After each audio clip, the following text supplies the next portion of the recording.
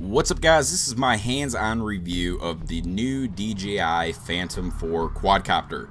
Now, if you've been looking for a quadcopter for a while now, but you just haven't found the right one, or you've been waiting, I think this one is a surefire bet that you'll be pretty happy with the results with what this has to offer. Now, DJI last year, they came out with 3 different versions, and then they threw a 4th one into the mix. So people were a little confused about which one they wanted or which one they actually needed.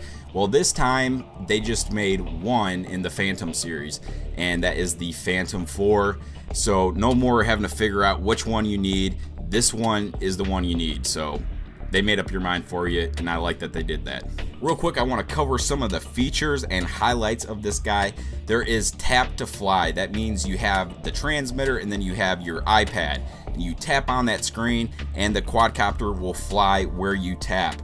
They also have ActiveTrack. What ActiveTrack does is it tracks moving objects or people. You basically draw a square around the object or the person, and they can start moving or running or even driving, and the quadcopter will track them.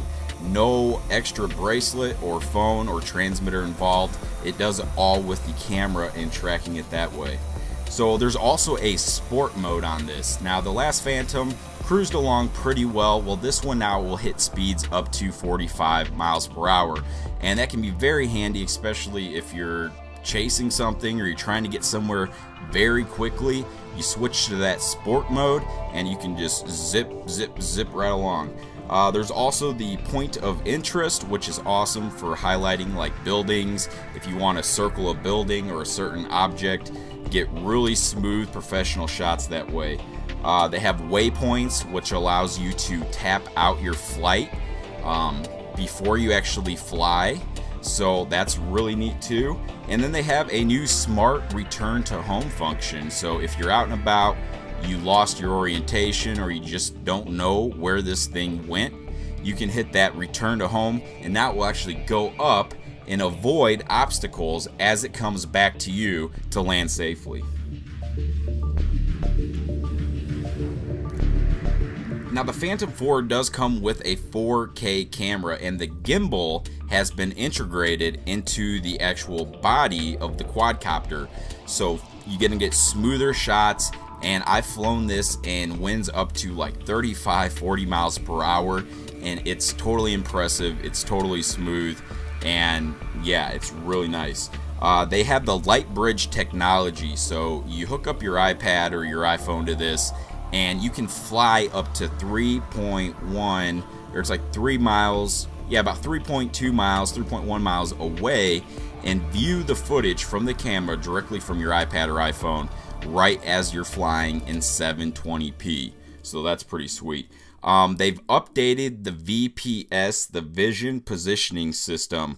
It uses 4 sensors now. Before, it just used 2. So they have 2 in the front, and then they have 2 on the bottom, and they also have sonar technology that basically sends little beeps off the ground so that the quad can just fly a little bit more stable. Well, obviously there's a new battery. Every time DJI makes a new quadcopter, they seem to make a new battery. That's okay, because now they've increased flight time to about 28 minutes. Now, that 28 minutes, you might want to bring it down to around 20 minutes, because when you're flying a quad, when it gets down to around 30% or 20%, usually you want to bring it down just to be safe, especially in windy environments.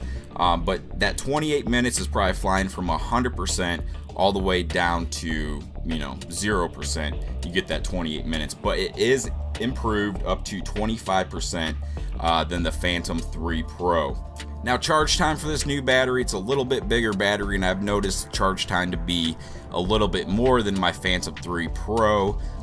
Even if I only have 2 bars on that and charge it, it just seems to take about 30 to 40, no, more like 45 minutes, especially from a dead battery. So picking another battery up is definitely a good idea. Now, the charger has changed. Everything on the quadcopter itself is just like super glossy white. Everything's a gloss white. The charger's white, and it's only available in Apple stores until the end of this month. So they might have something to do with that, because their chargers look like Apple chargers.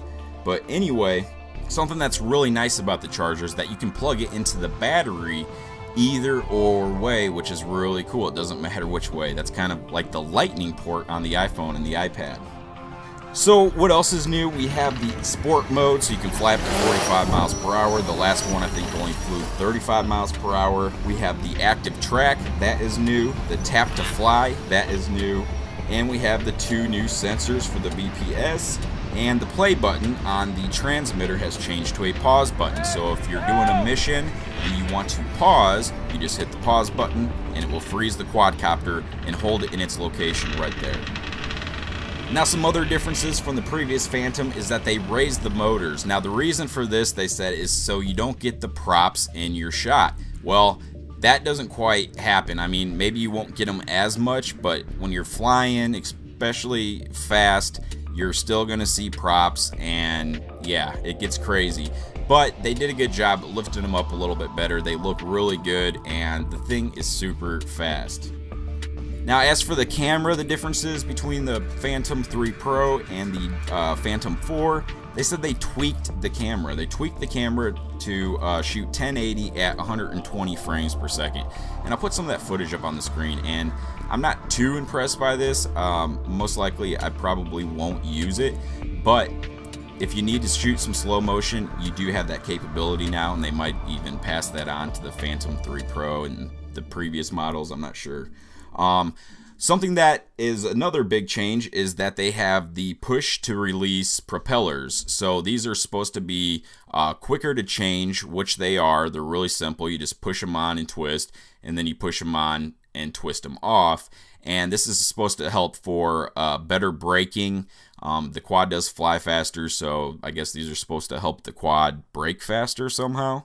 But anyway, the SD card location has changed. Before, it was kind of like on the plate of the gimbal, and when you think about it, it wasn't a very good location. Now it's right in the solid body of the Phantom 4. So real easy to pop in and out, and it just looks really good right there.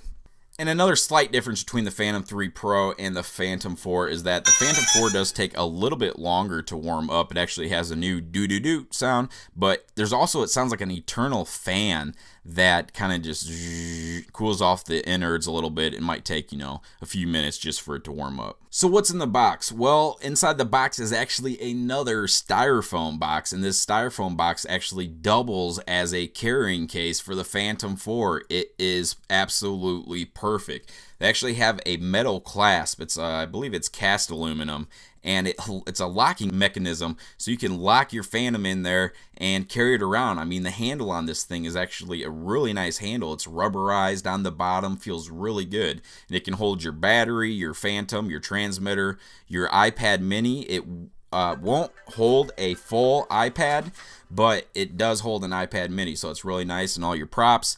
That is absolutely awesome. So you really don't need to buy a case anymore. So real quick, let's take a look what comes in the box. We have the transmitter itself. We have the Phantom 4. We have a charger. We have one battery, 5,350 milliamp hours. We have 8 propellers with a nice propeller bag. And then we have, of course, the gimbal, the camera, and they include a 16 gigabyte SD card, which is good for, well, if you're recording in 4K, it's only going to record for about 15 minutes. So getting a bigger SD card is probably a good idea, but it's nice that they include that 16 gigabyte SD card. Then we have a USB extender and a micro USB cable for updates for the transmitter, whatnot. We have a set of directions. And they have a new gimbal support, and it's kind of a gimbal support and a lens cover at the same time, so you can keep your gimbal nice and solid. So one of the biggest questions I always get about the drones is it easy to fly? And the answer is yes, because they make this thing so easy to fly that you can automatically take it off. You can tap to just fly it around like, oh, I want to go over there, or I want to go over there. and then it just senses thing that's in its way, and it'll go up and around, or it will just halt right there. So yes, it's easy to fly. Now if you want to take full manual controls, I'd suggest going to the middle of a field and just playing with it a little bit, and after, you know, a little bit of flying, a couple flights, you'll be able to fly this pretty darn good, and you're only going to get better the more and more you fly it. And what's really nice about this is that if you're flying up and high and you just lose your orientation, you can let go of the sticks and the quadcopter will just stay there, just floats there with GPS, so you can kind of align yourself or do whatever you got to do to get that thing back to you safely. And if you can't do that, you can always hit the smart return to home and it will land by itself. ActiveTrack is absolutely crazy because you don't have to wear a bracelet, you don't have to have the transmitter with you, you don't have to do anything. All you need to do is be 9 feet off the ground and have a moving subject, and then you just draw a square around that subject and hit go, and it will start to track them. Now it doesn't go, it will, in this mode, I don't think it goes, I don't know, maybe 25 or 35 miles per hour. It's not going to go, you know, the 45 like it would in sport mode. So if you're trying to chase a car or chase something like a dirt bike that's moving super fast, you're not going to catch it. It's probably eventually going to go out of frame. But what's also neat about this is that when you're actually tracking someone, you can move around and do a 360 to get a 360 shot around that person or thing that's moving. Totally cool.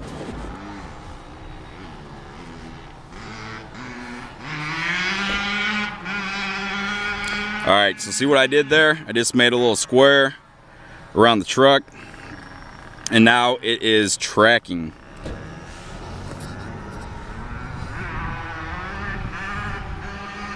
What's really neat about this, you can rotate around by using the right stick. Go here in the shade a little bit, but you can see it tracking.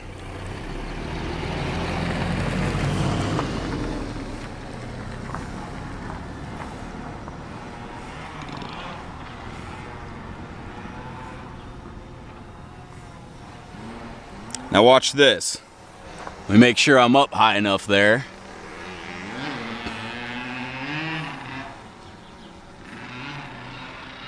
But now what I want to do is start circling it. So I'm going to push on the right stick, and I can start circling it. But it's obviously going too fast for the drone here.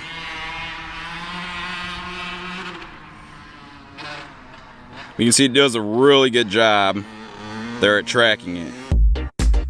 Now, point of interest is awesome, especially for videographers, to where you want to get that circular shot, like the building or just anything. And it's really easy to use, and you can adjust the speeds and all that. Let's go ahead and take a look at that. Guys, so we're going to go ahead and do the point of interest. And I have a little quarry below me here, and I'm just gonna go to right about where I want to be above it, making sure I'm gonna, you know, clear all the trees and things like that. So that looks like a good spot, and I'm also gonna start recording right now. So now we're recording, and this is about where I want to be. Now I'll click this little joystick right here, okay, and then I can do the intelligent. And now I'm going to do point of interest. And what it's going to have me do to do the point of interest is fly the aircraft to above a subject of interest and set the position at that point of interest. And this is where I want to do. So I'm going to record the point of interest. I can set the speed and the radius. I actually want the radius to be at least, let's do 40 feet, okay? And then I can turn up the how fast I want it to go. So I'm just going to click apply, and current altitude 75 meters, and I hit apply, and it's going to start going.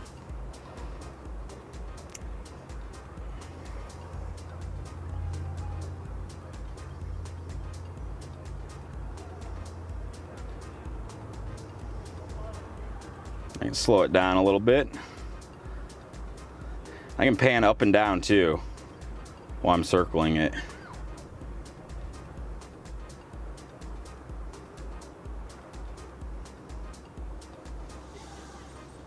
The wind is, you know, it's a little bit windy today, probably around 20 mile per hour winds or so. And also while I'm doing this, I can also reverse. So now I want to reverse.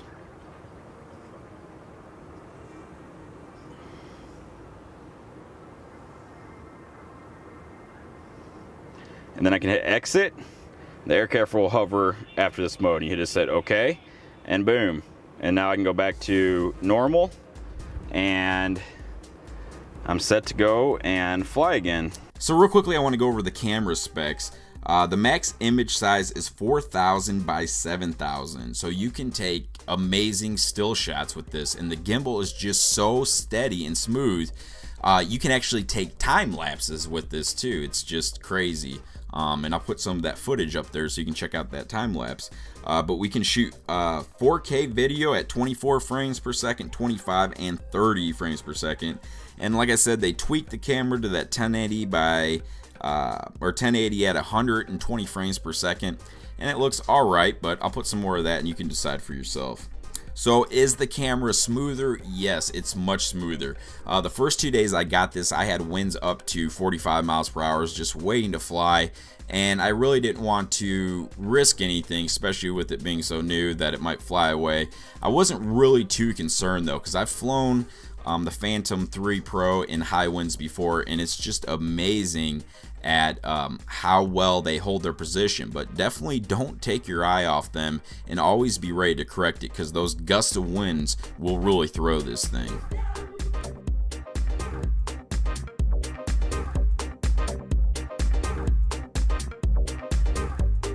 Now DJI's VPS is pretty sweet because it has like 4 sensors that can see in front of it, see below it. It can't see to the right or to the left or behind it, but it also has the sonar technology that sends beams off the ground, kind of like a submarine, and it helps to keep the quad stable when you're flying without GPS.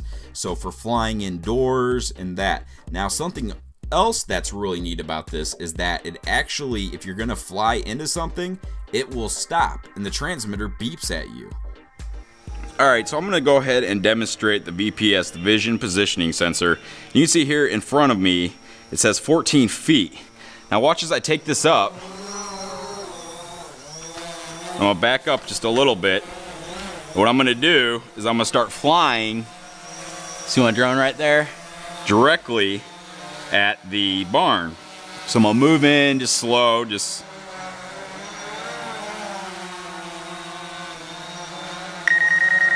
you can see now that it's detecting it, and it wasn't letting me go any far forward. Let me go back here a little bit and show you one more time.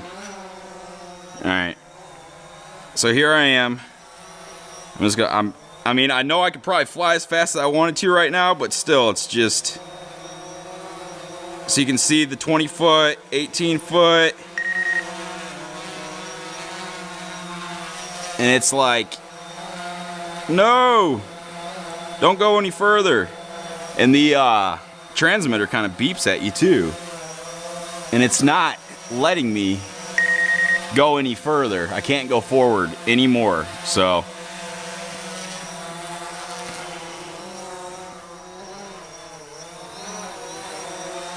Real quick too, you can see I'm flying GPS right now. I'm gonna go in here and I'm probably gonna lose satellite, okay? And you see it switched to safe to fly non-GPS. And I'll just do a position hold real quickly right here, okay? There's a position hold. You can see also in front of me, 11 foot.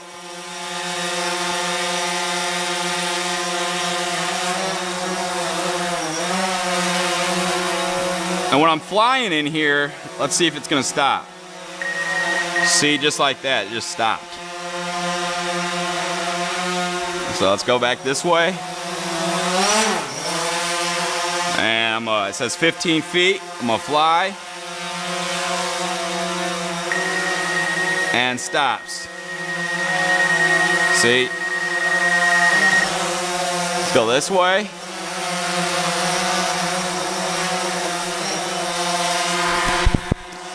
Alright, I'm gonna fly at this wall. And stops. See? And I can't go any far forward. So back and forward again. Now I'm getting a little bit more confident in this. That's pretty awesome right there. And running low on power, so I'm gonna just go ahead and land. Alright guys, so let's just take a look around the actual quadcopter and the transmitter itself. We'll start off here with the quadcopter. You can see that the motors have definitely been raised up, just like I had mentioned. And the propellers that come with it, they are the snap-on kind, where they push down and twist. Now, one's silver and the other one is black, and on the actual quad itself, they're marked. So you got black here and see no black there. So that would indicate that you'd put the black on here, and all you do to put these on, you just push on, push down, and twist. So it's very, very simple to put these on and to take them off. So one twist one way, one twist the other. So over here on the back, you see the new battery, and it just slides out like this. Now, you can charge this battery either way, plug the charger in either way. However, if you look closely at it, one side with the grip on it is a little bit bigger than the other one. So the smaller side actually goes on the bottom, and it just slides in there. Over here on the front, we have the two new sensors here for the VPS, and that will just let you know if something's in front of you. The other sensors are down here at the bottom. Look at that, they just look crazy. I think these are the sonar. These basically send out, it's kind of like a submarine, send out the beeps or whatnot. It beeps off the ground, and that way it knows how to hold its position. But here's the camera. The camera now has the gimbal inside the body, and you can see there, and it's got more, instead of just one motor on one side, it actually has a motor there now on both sides. Something that they did, which I think is awesome, is switching the SD card location. Now it's here on the side, right next to the mini USB, and you can just pop that SD card out and put it in, and it's just so much better than how it was before when it was down like on the gimbal. Just yeah. Also, the lights are different. I think they're a little bit brighter, and they just kind of have this nice circular indented part here. So yeah, that basically sums it up. We got little landing gear, and this thing is fast too, so I do have some bugs on the actual quad, but that basically sums up everything around there. And there's ventilation here. I mentioned when you turn this thing on, it is a little bit louder because I think there's an internal fan in it. But yeah, that's that. So we'll look here at the transmitter. Transmitter hasn't changed a whole lot, but we have the power button, we have the return home, we have the charge status right down here at the bottom. Oops, I pushed the wrong button. So you can see it's fully charged there. Over here on the side, this is the charging port right there. Bada bang, you just plug it in there and it charges.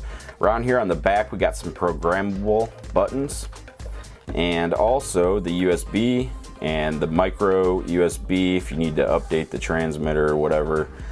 This is the gimbal wheel, okay? So if you want to point the gimbal down, you just pull that down. If you want to tip it up, you just push this up. Here we have the different modes, P, S, and A, and auto hold, on, off. And then this is the record, and over on this side, this has changed to the pause button. So these different modes, this is for if you wanted to go into sport mode or Addy mode. Otherwise, P mode is where you'll find all your modes and really safe flying like that. These are the antennas, and they just, you can position them differently. And then we have the phone mount. Now, I have the iPad Air 2, and the iPad Air 2 fits in there, it just doesn't fit in there with a case. I wish it did, but it doesn't. So this thing just slides down like that, folds down, and you're good. So I can open that back up, open this up, put this guy in here like that. And I'm gonna go ahead and just turn on the quadcopter now. Now, something you might notice when I turn on the quadcopter is that it does have a different noise to it. Listen. Similar noise, just maybe different speaker or something. I'll go ahead and turn on the transmitter, and we're going to open up the DJI Go app.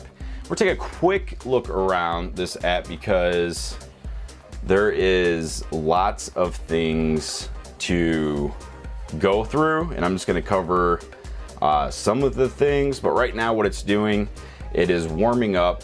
Firmware is required. I always have a firmware required, it seems like, but I still fly sometimes with the old firmware, and I've been doing it with the Phantom 2 and the Phantom 3, and it worked fine, so whatever. But if I wanted to, I could go ahead and update that.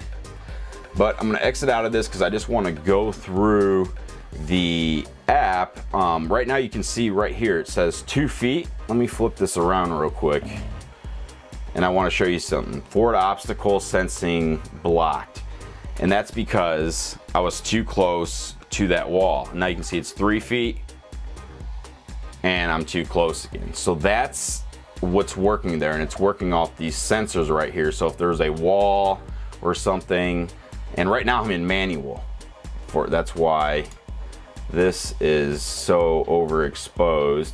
And you can do manual controls on this, or you can do auto. I can switch to auto right here, and then it will just pick it for you. So anyway, let's see, where should we start here? There's so much that we can go over here. I'll go right into the features. When you're in the P mode, there will be this little remote control right here. You just click that remote, and all these things pop up here at the bottom. You can do tap to fly, ActiveTrack, normal, and intelligent. And when we click into intelligent, more menus come up, like point of interest. That point of interest will circle. You can see it's like circling a pyramid. We have the follow me, to where it won't track you, but instead it follows the transmitter. We have waypoints, which you preset out your flight path. Like you'll actually fly it to each point and then press set point, fly to the next point, press set point, fly to the next point, press set point, and then you'll come back home, and then you can press go and it will fly the path that you just did. So that's waypoints. Home lock is when, I'm not gonna get too much to that one just because it's, I don't know, but when it's flying around you, or say you lost where it is in the sky, okay, you can turn on home lock, and then you can pull back, and it will come straight back towards you no matter which orientation it is. So definitely a good feature, say if it were to get lost. Course lock is when you can pick the orientation of the quad. Say if we wanted the back of it or the side of it to be front, and the front of it to be left, the back of it to be right, and then we can keep it locked in that position no matter what, right there with course lock. I just want to look around some other things here real quick. I can pull up a map of where I am. It says safe to fly right now, non-GPS. That's because I'm inside, it's not getting a GPS signal. We can take photos, we can switch it over here to video, and like I said, we can do auto or manual. And let's go back to photos here real quick. There's also, I'm gonna switch to auto, and when I go into menu, I can go different things like the photos, the image size, image format, the white balance. I can also go through a couple different styles. We have the standard, so if I want to adjust like softness, the contrast, I can do things like that. And also in this mode, where's it at here? They have a place where you can add different filters. You can adjust the white balance, so if it's sunny out, cloudy, fluorescent lights, and then you can also do the custom, and then we have a color too. We can do sign like D, like you do the beach, dream, classic, and honestly messing with some of these while you're flying can get you some really cool videos. So besides that though, we can always go back and play our previous videos right from the app. We can share those videos right from the app. We can edit those videos right from the app. Let me just kind of, I guess I'll just take you there real quick. Let me back out here and I'll go home. I'll go to library.